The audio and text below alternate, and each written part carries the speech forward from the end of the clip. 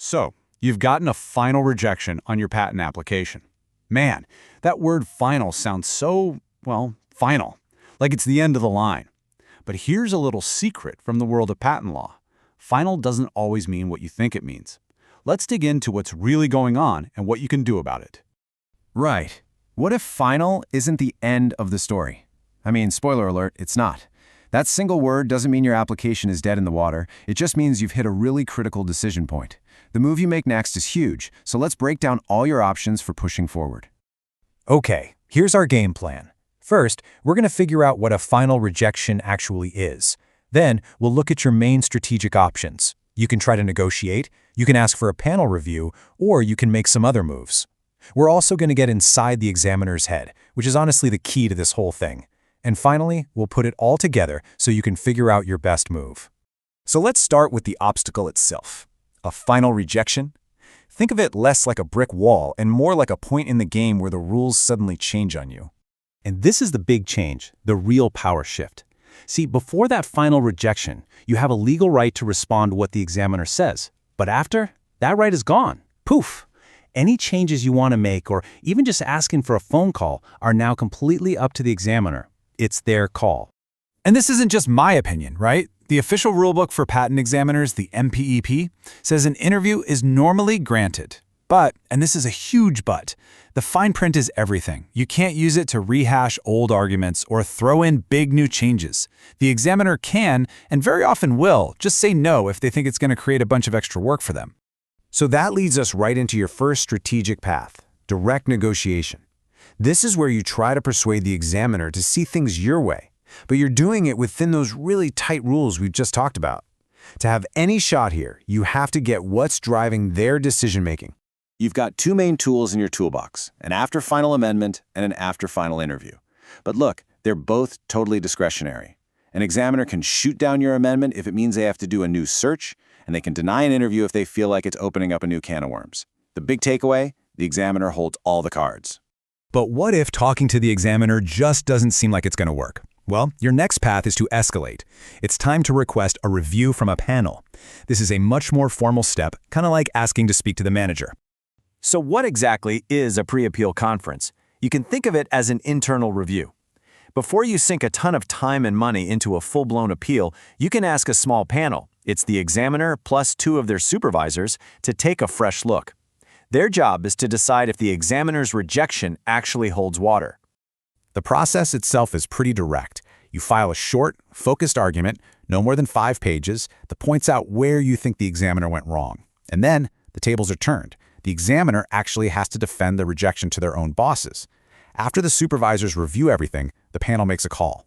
They can either overturn the rejection, which is a huge win for you, or they can side with the examiner, which is basically a signal that you'll have to file a formal appeal to keep fighting. So, is it worth it? Let's break it down. On the plus side, it really forces you to sharpen your argument. And all that work can be reused later if you do have to appeal. So it's a pretty cost-effective way to test the waters. But on the downside, it's really best for clear, factual errors, not complicated legal debates. And, of course, there's always the chance the panel just agrees with the examiner. It's no guarantee. All right, so beyond negotiating or going to a panel, there are other routes you can take. This includes the most popular choice of all, just hitting the reset button, and a quick look at a program that failed for a very interesting reason. By far the most common option is filing what's called a Request for Continued Examination, or RCE. This is pretty much the big red reset button. You pay a fee and it officially reopens the examination process. It gets you out of that after-final limbo, but it definitely adds more cost and time to your application. And now, a quick story about a path that's now closed for business, the After Final Consideration Program, or AFCP. The idea was to give examiners a little extra time to look at small amendments, but it was officially shut down in December 2024. And understanding why this program failed is the absolute key to understanding the entire system. And that brings us to the core of it all, the big insight. If you want to make the right strategic move, you have to understand the hidden rules of the game, the things that motivate the person on the other side of the table. You have to get inside the examiner's mind. Okay, here it is. The single most important thing to know. Patent examiners work on a strict credit-based quota system.